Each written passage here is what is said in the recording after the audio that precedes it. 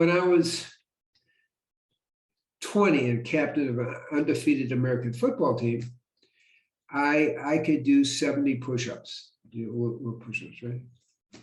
At 60 years old, I did 601. That's a lot, okay? So now at 80, I'm doing 2,000. Wow. That's nonstop, right? 3 times a week. Now, what's my point? It's not to brag. It's to make a point by my own experience, not theory, that you can get more strong with age. You get more flexible too. And that's the point I'm making.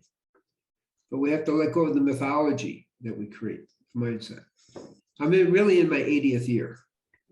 Okay. Amazing. Amazing. And you look so young as well. Yeah.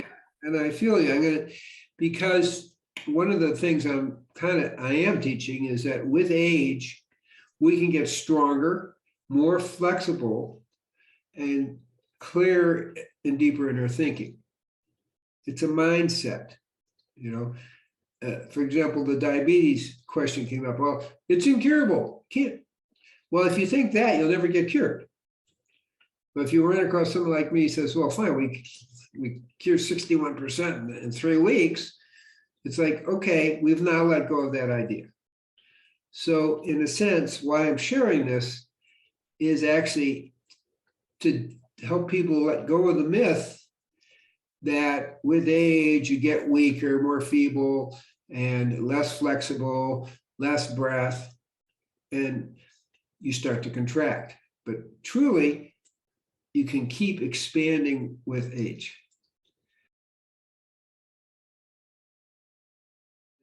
Do you have energy all day long? Do you feel clear, bright? There's no drop in energy. You feel strong and vibrant. You know, and also sexual energy. Everything is strong. Okay, everything's steady. It's probably the right word. And I also judge it by, checking myself physically. Okay, you can do that many push-ups. You can do this. Well, then you're pretty on. That's how I judge it. So, because I'm testing myself. Otherwise, I feel good, okay, but that's not the same as, optimum.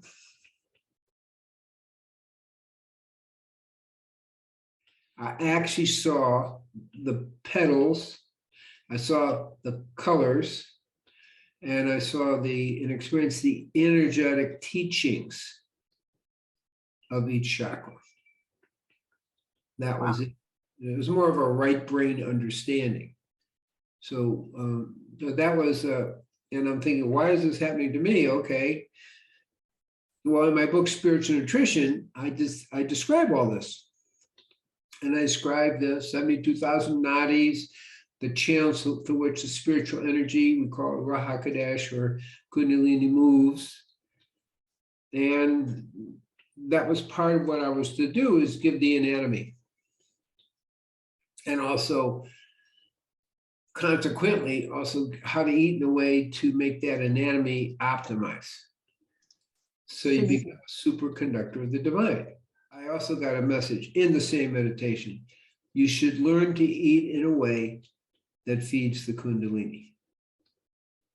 Okay, well, so I began doing research as, okay, that's my assignment, okay?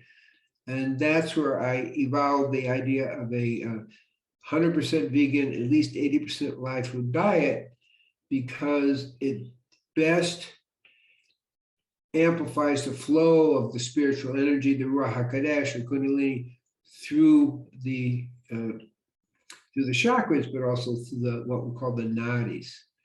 So what are the nadis? That there's 72,000, but there's 3 main ones. And those are the channels through which the spiritual energy flows. So they have Ida, Pangali, and Sushumna. If we're familiar with the Kabbalistic tree of life, there's also 3 columns. So we have the 3-column system. It's kind of in different systems, but it's the same thing. When you look at the people with longevity, people who, they're usually the Chinese, and there's 3 3 to 4 main herbs they take that all the longevity people take. You know, it's the ginseng and it's goji berries. And most people don't realize that goji berries is the #1 longevity herb. Seriously, yoga 5 days a week. I do breathing exercises, pranayama. By the time you're 70, if you aren't doing breathing exercise, you lose 50% of your lung capacity. That's a lot, okay? A lot. Serving other people opens up your heart energy. As much meditation as possible. I meditate about an hour twice a day, okay? And it literally builds your brain, literally, not figuratively. The brain decreases in size 1% per year. And studies at Harvard have actually shown that it increases critical brain size, physical size of critical brain centers. So you actually increase the size of your brain. Your frontal lobes, your hippocampal areas, some of the temporal lobes, they actually increase in size. So you want to grow your brain.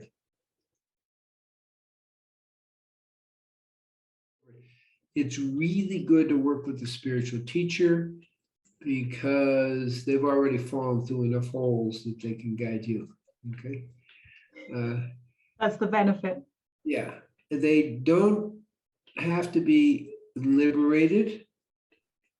I was fortunate to work with 2 liberated spiritual teachers, but they just have to know more than you and be sincere with what they're doing. Because it's a lifestyle. At all levels of healing, forgiveness is absolutely essential. Because if you don't forgive, then you're stuck in the past. It's an anchor to the past. You can't move forward. Forgiveness cuts the anchor and you're free to keep flowing on your journey. So the rainbow diet is that the chakras have different predominant colors. So the base chakra is red. So when the cover of the food is a clue to the nutrients inside that actually support the chakra on the physiological level. Now, I've had what we call juvenile diabetics, okay? And some come in not producing insulin at all, or producing some. It turns out that 88% of type 1 diabetics are producing insulin. Not enough necessarily, but they are producing. They do have 88% of type 1s actually have beta cells that produce insulin. Okay.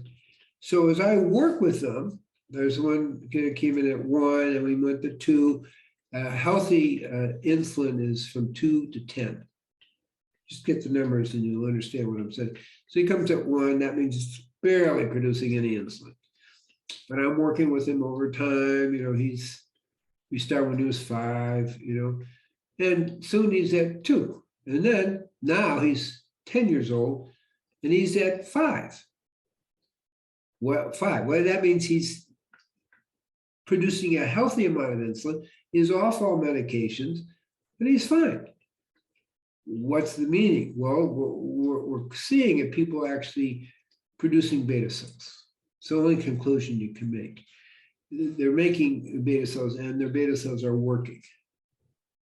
Now, with type 1, because it's autoimmune, you're killing twice as many beta cells as with type 2. So you have to work harder to do all these things, but it's doable. And that's the point. Yeah, you have to be healthy. See, the whole discussion, if you're not going to be healthy, there's a role in a sense for getting some replacement.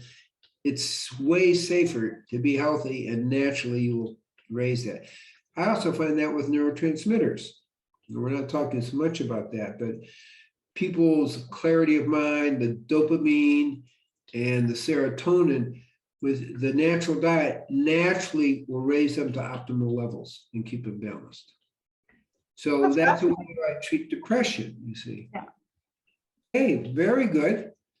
And blessings to may everyone be blessed that we're able to take this information and use it to greatly enhance the quality of our life, physically, emotionally, mentally, and spiritually. Peace be with you.